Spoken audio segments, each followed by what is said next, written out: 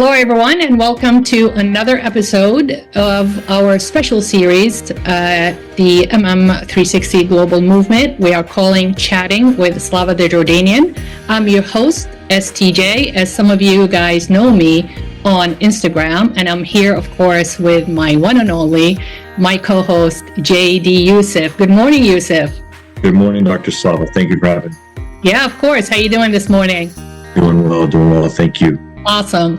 Just as a reminder, in the MM360 Global Movement, we are advocating for mastering an unlimited mindset by eliminating limited beliefs and limited thoughts.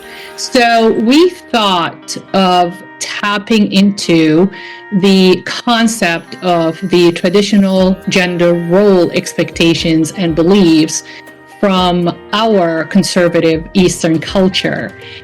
Whether you are a first-generation immigrant American or first-generation American, I think many of you will find this very fascinating. I sure had so much fun tapping into the research and reading some articles about that concept. So we want to have this episode dedicated to telling our stories. And by telling our stories, we're hoping to uncover and discover some of the secrets, some of the tools, some of the tricks of the trade, so to speak, as far as how do we adapt, how do we embrace, how do we tolerate a whole new culture when we leave our old home and embark onto the new world, after leaving everything that we know and everybody that we love behind. Now, it could be different experience it is a different experience, and between whether you came from immigrated or you were born here, but you live in a household where they cherish and value those traditional gender roles, expectations, and beliefs. So, are you guys ready? Let's dive into it, okay? So I guess would be the first question is, what are those beliefs? What are those traditional gender role expectations and beliefs that we pack with us when we leave our home world and, like I said, embarked into a new world? What do they look like? How do they feel? And what kind of challenges that we go through in order to decide whether we want to embrace those traditional beliefs and make them our, Bible for our new life, or do we do half and half? Do we do a hybrid kind of mindset, whether we are maintaining and cherishing and valuing those beliefs, but also at the same time putting a modern twist, some practical concepts to it, and make it our own, right? Depending on where we land in the part of the world. Or do we just shed it all out? Do we just leave everything behind, completely strip those beliefs, create our own, 100% our own values and beliefs, and create a new life, create our identity? And that's one of the things we will tap on in the future. How does that impact the process of going through an identity crisis, which is a huge challenge for a lot of immigrants, or whoever is coming into the new world? Whether you're going from the west to the east or going to the east to the west, north and south, south and north, it doesn't really matter. It's the fact that when you strip your roots and implant them into somewhere, a different soil, that soil has different minerals, right? And has different vegetation, it has different nutrients that's going to feed you to grow into the person you want to grow into. Hopefully to fulfill your dreams, empower you, and be able to achieve the life that you planned and designed and sacrifice everything for in order to achieve. All right, if you guys are ready, let's dive into it. So I guess my question to you, Yusef, is if you can just sum up or list for us and our listeners, the values that you grew up with, and you can make it as simple as possible or as complicated, and you have the floor, basically. Go for it. Yes, thank you. So growing up in the South, our white counterparts have a certain culture, right? That's very conservative. That honestly, the Arab world can identify with, right? It's about family values, and it's not only our white counterparts as well. African Americans certainly embody everything that's good, especially with family and what we're all about, right? But not taking anything that isn't deserved, right? Just these simple things that, again, are very mild, but it speaks volumes about how you're raised and your character, right, and where you come from. So that's something that we want to try to give to people. We want to share our culture. So. Yeah, that's very interesting. And just like I mentioned earlier, it really depends where you land. So if you land in any spot in the world that, like I said, if you go from east to east, you can be in Jordan, for example, and you can go live in Albania. Eastern European, and I just read this article that interviewed 93 female, half from Western Europe and half from Eastern Europe. And they got together with them and give them a questionnaire to answer what are the principal characteristics of the female and the male in your culture. And the funny thing about that study, the results that came out, they matched a lot of their perception of the male-female role expectation in their society and in their culture. Now, the article will tell you that traditional or any gender role expectations is societal, structured beliefs and values, and they were put together to satisfy the need for society. So society needs men to go hunting and bring food in and protect the house, and they are the arm bearers. Then society needs this, so they structured that gender role on men because they're stronger, more masculine, they can, intimidating, back then. And then the females had the characteristic of being sensible, tender, caregiving. So the society looked at those characteristics in the female personnel, the innate female personalities, and they said, hey, you are qualified to take care of the young. You're qualified to take care of the home, to nurture, to teach, to love. And they gave those structured roles and beliefs for women because they needed to serve society. Now, the question is, does society still need that?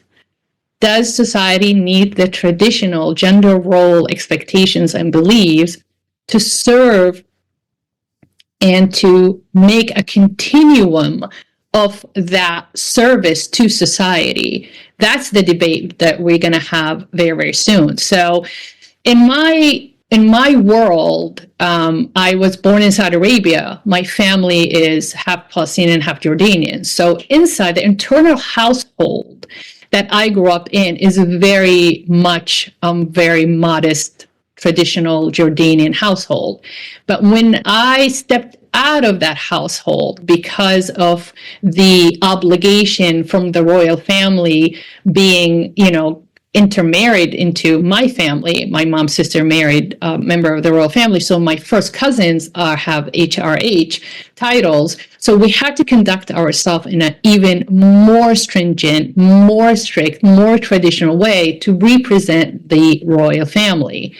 But by far, my parents never really pushed that traditional gender role expectation. It was almost like, and Yusef, you can disagree with me, it's almost like this hidden language, like my mom will have the look, or she'll have the body language. I knew that I disappointed her saying something or acting in a certain way. I crossed the line with the expectation, but there was no reprimand and kind of attitude. There was no punishment if I didn't do so. If I felt like one day I'm going to be, a tomboy, wear my shorts and flip-flops and run around and play soccer with my brothers, she was fine. She goes, as long as you're safe, you're not hurting anybody, right?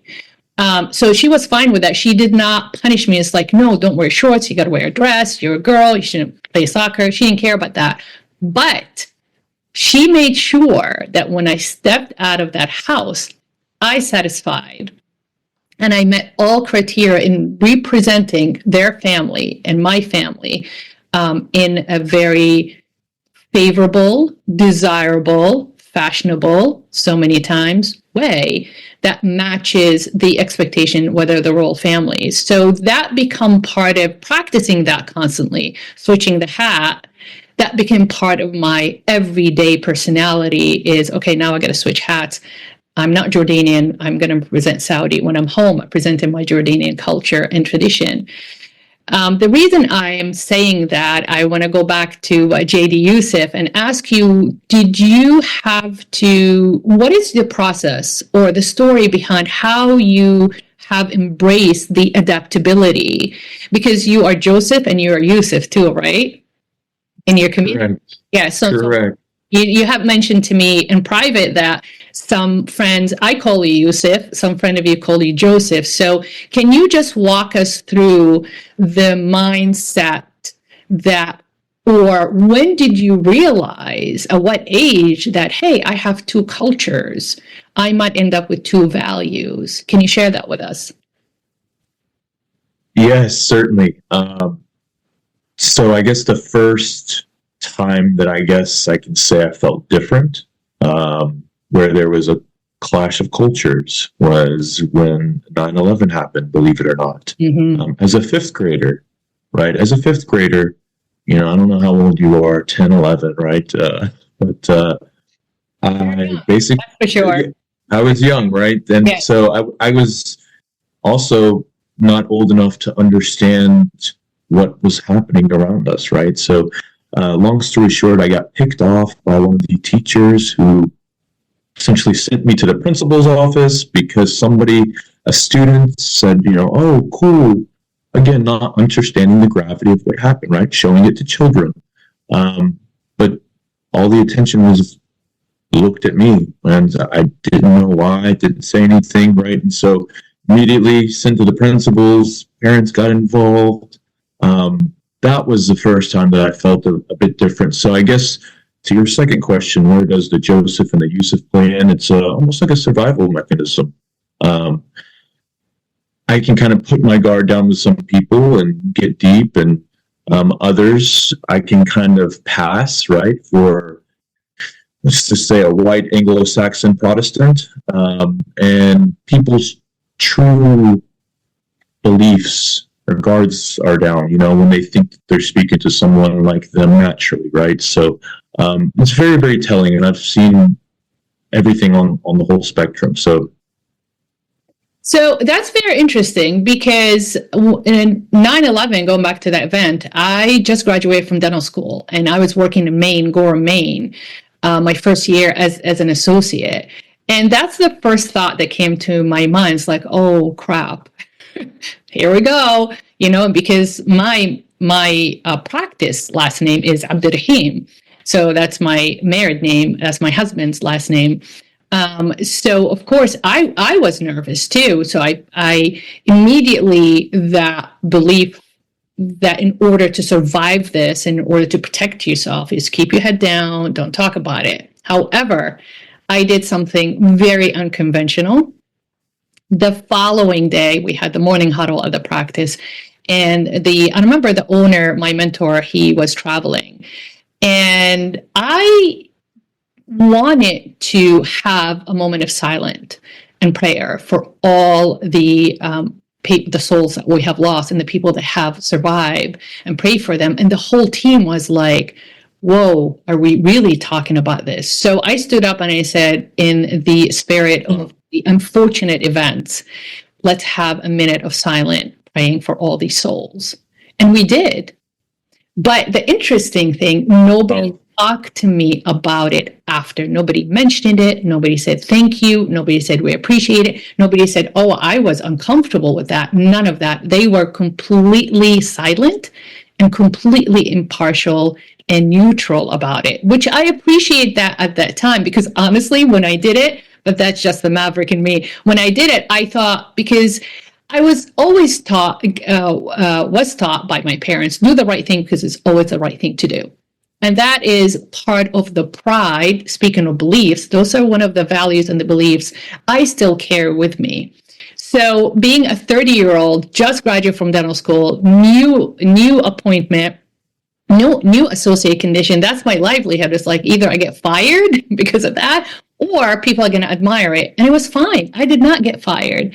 So sometimes you have to listen to your innate intuition and say that this is the right thing to do. And the way you do it, if you do it in a very loving way, in a very supportive way, like I said, very calm, very neutral, death is death.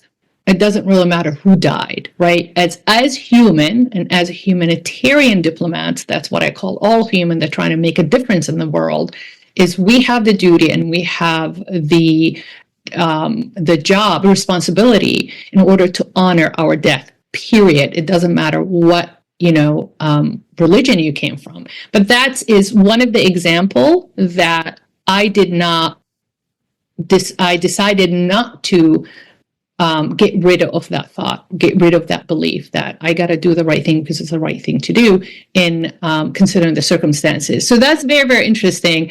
You were in 5th grade. I just graduated from dental school. So that gives you an idea of the age difference between.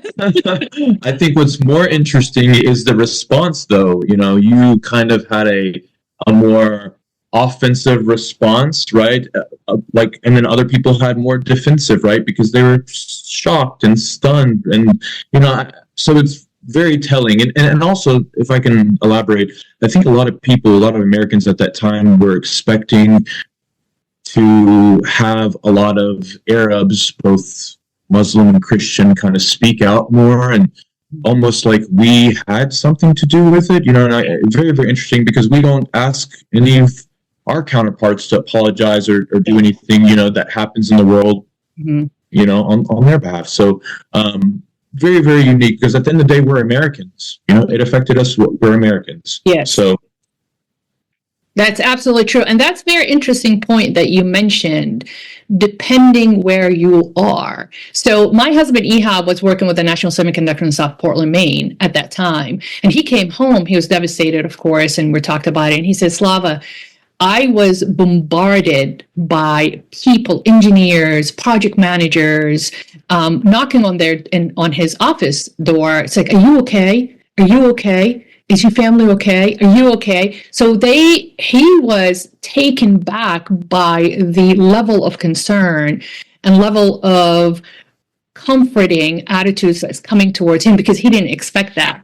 But that's interesting to say, because you did mention that depending where you are, whether people care that you're still human, you're an American, equal to them, and you have the right to, check on them as a colleague, as a friend, as a fellow citizen, even, where I'm sure in some states that wasn't the case. But what I'm trying to say is tapping into that traditional value that we need to respect the dead. That comes from our traditional beliefs, but we're deviating a little bit from the gender role expectations. So let me ask you this, Joseph. When did you realize, at what age you realized that, oh my God, I'm going out there into the world and I'm going to pursue my goals and my dream, my education? When did you realize that did you realize some of the traditional gender role expectations were hindering you or empowering you to achieve what you're trying to achieve? That's a very great question. I guess as a male raised in an Arab household, especially the oldest, you have a lot of expectations and, yes, things that are asked of you. A lot of the time, I believe it's so structured that it doesn't allow one flexibility, say I didn't want to be a doctor, lawyer, or an engineer, right? So it's okay, but let's talk about next steps, right? Education is huge in our culture, but if that wasn't for me, that's okay. It doesn't mean I'm a failure, so I hope that elaborates a little bit. Yeah, so when you say that it was okay not to be what you were expected to be, was that your own adjustments of these beliefs, or did you have the support in your household to say that, hey, don't stress out, it's okay, I understand that, we've been talking to you about get education, go to school, finish up, be the best you can be. And there's a joke in our culture that if you get a 95 out of 100, that's considered a failure in our household. So the expectations are really, really high. And I always wondered what kind of pressure that puts on us. But going back to your point that, again, was it your own, recognizing or realizing that I don't have to put that pressure on me? Or was it your parents supported you, said, don't worry about it, you can be whoever you want to be? I think my grandmother had a lot to do with it. And I should say that a lot of strong females in my family who would kind of buck the system, if you will, and, just allow for a little flexibility. If you fall, it's okay, get back up, brush yourself off and do it again type thing. Yeah. So that was very, very transformative and powerful for my personal development, because I didn't have to conform to what people expected me to conform to, and that's okay. I'm not a failure. I can do this and be content. Yeah. So where did you draw that validation that I appreciate myself, I'm good enough? Because the practicing or exercising, nagging about the traditional gender role, you should be doing this, you should be doing that, instead of you could do that, so changing the words is going to change the mindset. So you mentioned your grandmother. Can you tell us a little bit about your grandmother? Can you describe her? Yes, born in the 30s and, had just a fifth grade education level, but was more than educated in numerous things. I learned a lot from her and my grandfather. But I think, again, it goes back to being products of war, right? And so being a product of war, you can't be as rigid as you want to be, because every day is kind of unpredictable, if you will, right? And so you're also in a survival mentality. So it requires one to be a little stronger than most, right? Dealing with adversity. So adversity is, I guess, part of the Palestinian struggle and the definition. Yeah, it's true. So were you closer with your grandmother? Those are maternal or paternal grandparents? Maternal. Maternal grandparents. Were you closer to your grandmother than your grandfather? I was definitely closer with both of them on my mother's side, certainly. And my father's side, I spent 10 to 20 years with my grandmother, but she was kind of away from us. So, but yes, my mother's side of the family, village folk, very simple, fallahin. And very, very humble, right? Best type. Yeah, absolutely. Yeah. Absolutely. Yeah. So if you would look back and talk to Yusef in high school right now you have achieved, you are a lawyer in Alabama. You are involved in so many nonprofit organizations. You're an amazing communicator, and you have this sense, and I've known you a short time, but I feel like I've known you forever. You have this sense of that genuine, authentic quality of a young man that all he wants is just to do the right thing. So because of that, that's my perception of you. And it's a measure of your conduct too. You know, you haven't showed me from all the dealings and interaction that we had that any sign of non-compliant, irresponsibility, no commitment, no tolerance. So you being Yusef, JD Yusef, looking back at Yusef in high school, what would you tell high school Yusef the best lesson you've learned from your grandmother?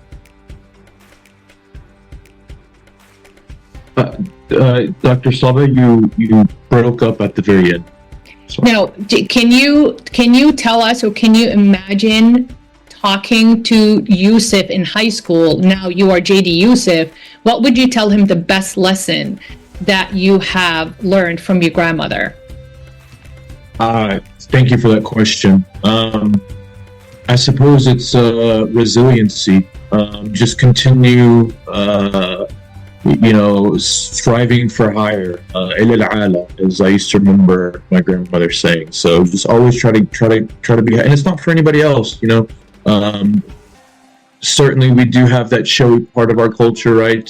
But again, being from a humble background, country people, that was non-existent. So it was for us, and also it was for, you can't take away something from us, right? Our land you could take away, but our education was something that was very, very strong to us. So that's interesting. So you were born in California and you live in Alabama. I was born in Saudi Arabia with a Palestinian father and a Jordanian mother.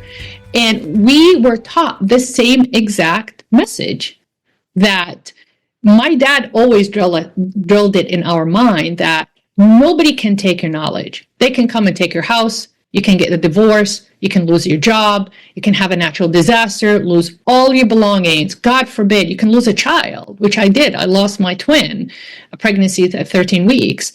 But nobody can take my knowledge. Nobody can take my experience and my stories, and nobody can take my education.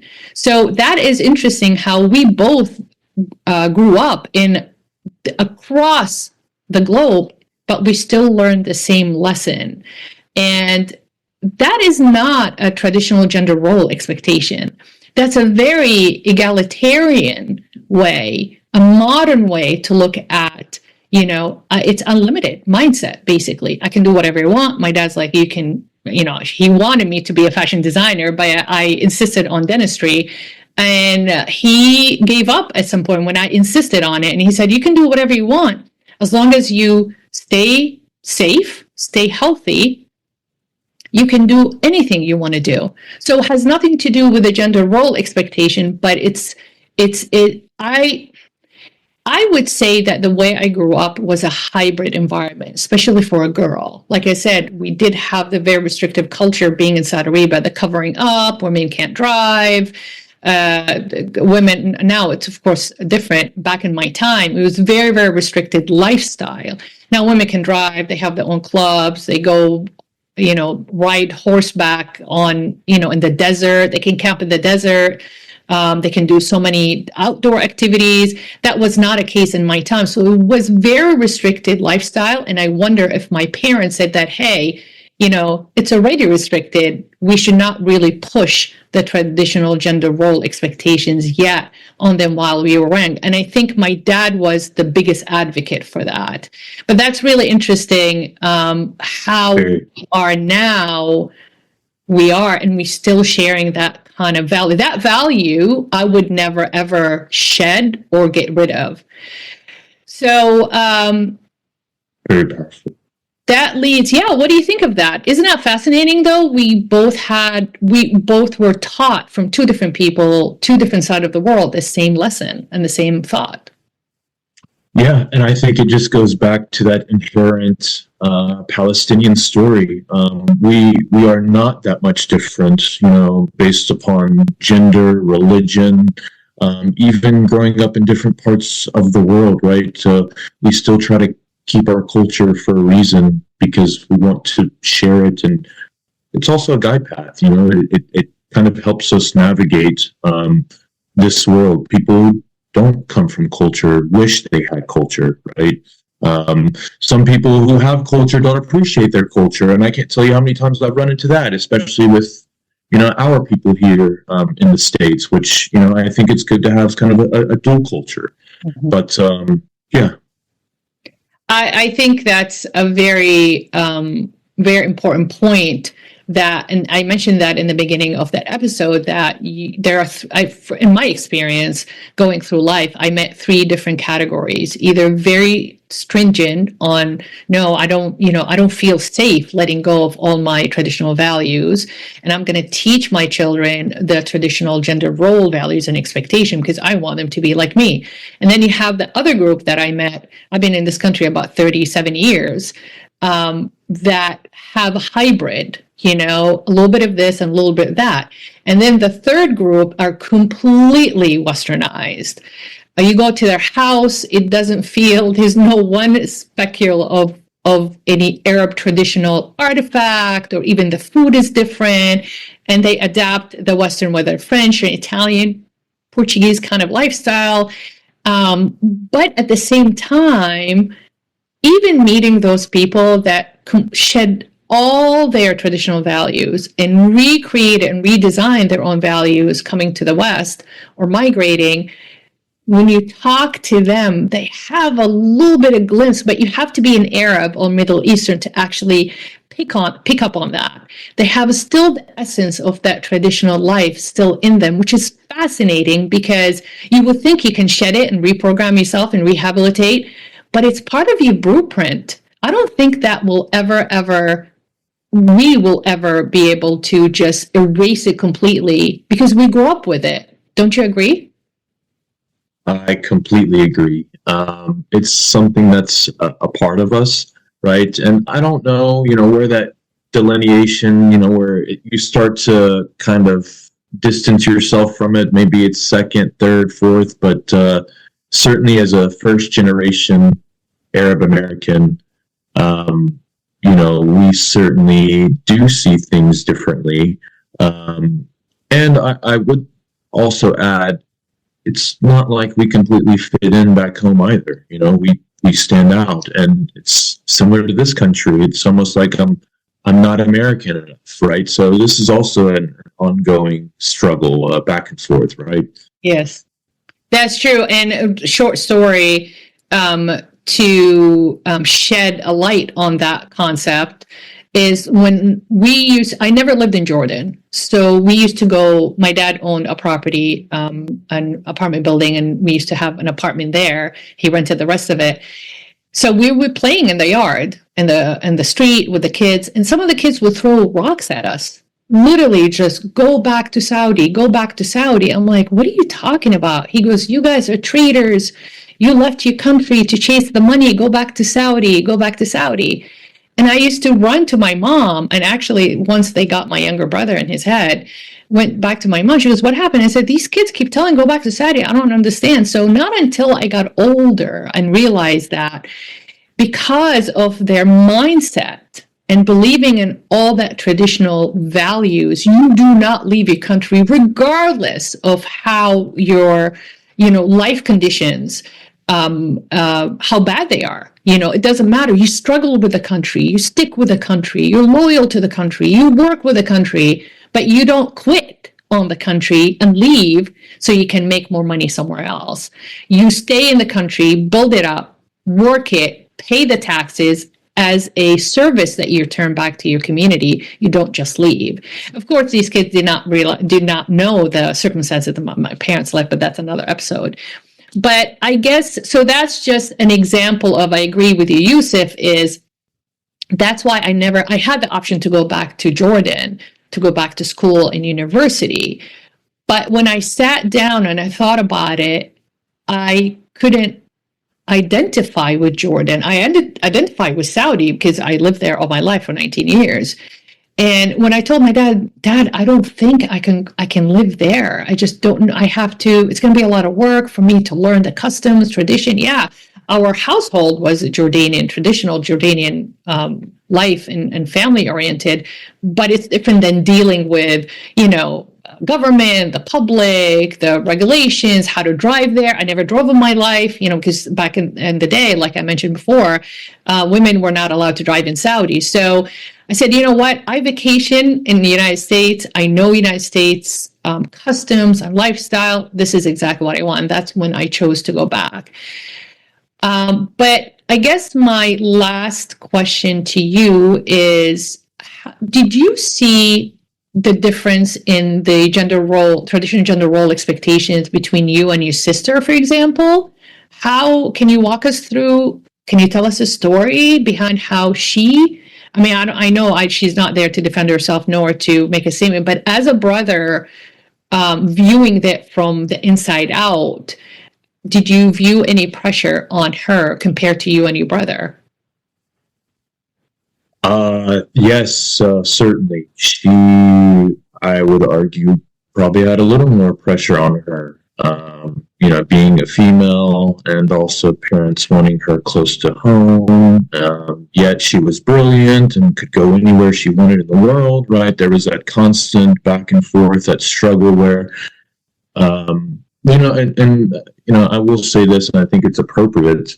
We have a saying in our culture, again, from my grandmother. I love these old sayings. They weren't educated, but they were educated. But they're very wise quotes. Very, very wise. But she used to tell me, even about my mother, her daughter. الأم بتخرب من المحبة. The mother will mess up, for lack of a better term, from the love. And she loves her kids so much, and this is a common theme among Palestinians, right? Our lives, everyone's lives are precious, right? But also in a time of war, right?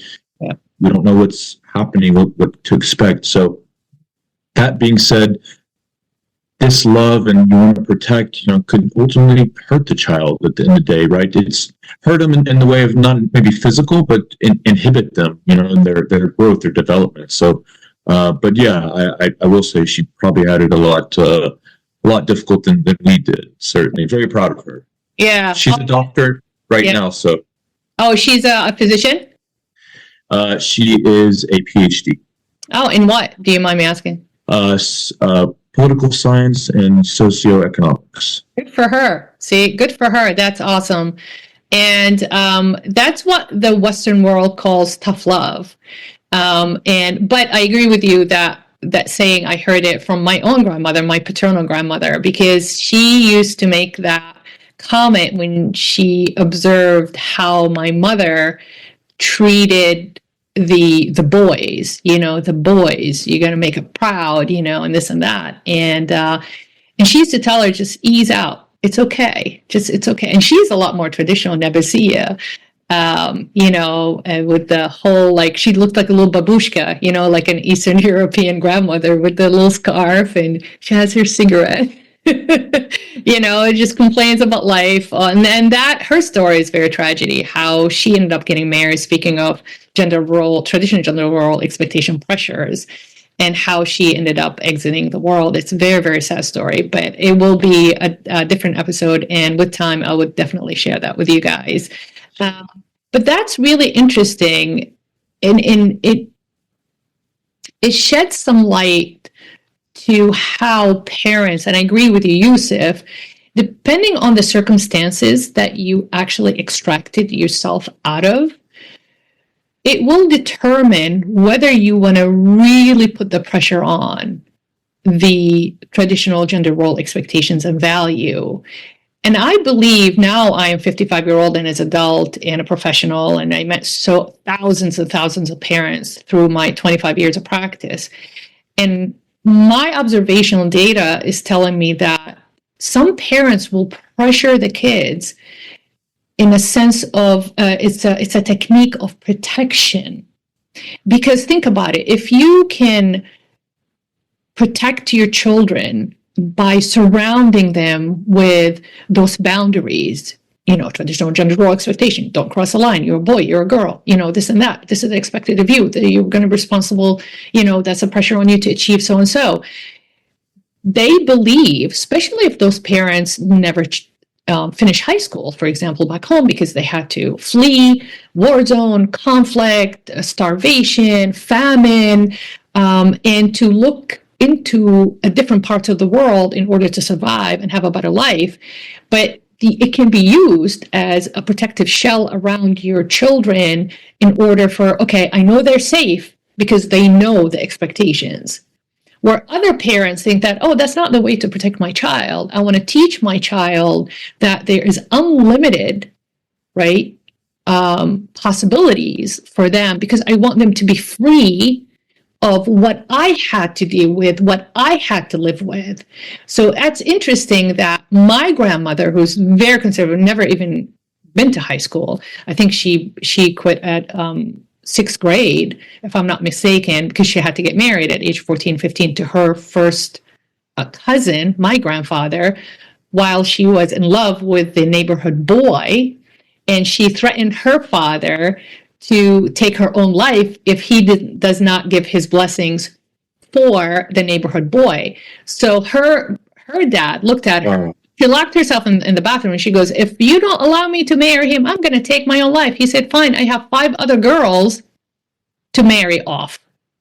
That's his answer to a 14, 15-year-old child so in love with a neighborhood boy, and she has been pressured to go through with an arranged marriage to her first cousin, who's my grandfather. They end up getting married, had 3 children, lived a very interesting life. But that is one of the examples of, I don't know if her father wanted to protect her from that boy, and to say, like, no, you're marrying your first cousin because that's safer for you. That's guaranteed. And the beliefs in marrying family within a family, because the fathers has a better chance impacting and influencing and pressuring the husband if he crosses the line. So if think about it, right? So if that neighborhood boy mistreated my grandmother, let's say they got married and he turned out to be a loser, basically. Her father doesn't have a whole lot of authority to tell that strangers, like, hey, you owe me. But he goes, no, you said okay, and I married her. Where if my grandfather, the first cousin, crosses the line, that's his nephew. So he can go to his brother, right, and say, hey, your son is mistreating my daughter. He needs to stop. There's a weight to that, right? So all I'm saying, I'm not supporting arranged marriages. I'm not supporting forced marriages. I skipped 3 marriages myself. There's a difference between arranged marriage and forced marriage. That was forced marriage of my grandmother.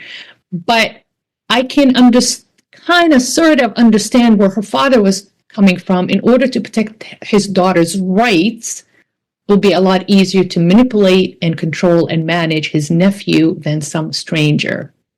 Does that make sense? What do you think of that? That's a very, very common story back home.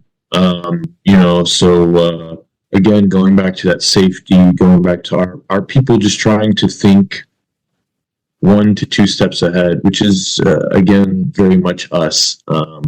We certainly don't take things as they come, right? Very, very proactive. But I think that's, again, a safety mechanism. Yes. That everybody kind of participates in, Yes, and they hope to pass that on to generation to come. But it's up to that new generation whether they see the value on those, traditional gender role expectations and say, hey, that is really good tool to protect my child from a stranger that might marry her. Or do you put a modern spin on it and say that, you know what? Yeah, I am going to be inspecting whoever comes to my house and marry my daughter. But also at the same time, I want to give my daughter a leeway to express her emotions. She has the right to experience love. She has the right to live through romance and marry for love with a certain guidelines that will be guarding my daughter's right and my daughter's safety and my daughter's happiness. So I get it, but at the same time, it's almost like a balance. just like everything in life, right? Things have to be in moderation in order for us to stay healthy. And that's the bottom line, is the impact of whether you grew, like I said, under very extreme traditional gender role expectations or egalitarian values or both. It doesn't really matter as long as we end up being healthy after practicing such a lifestyle. Whether that's, I have seen families that practicing those traditional gender role expectations limited their children, but some of them did not. What are your thoughts about that? Is it healthy or is it not healthy? Do you believe that people should do whatever works for them? But how about the impact of mental health and our well-being, that kind of pressure? Very interesting. So I believe that there obviously has to be a balance, but it's important not to look at things from maybe a Western perspective, especially looking in on different cultures, right? I guess it goes back to what's good for the family. You really have to, again, communicate. Yeah. Really know what your family is needing and wanting.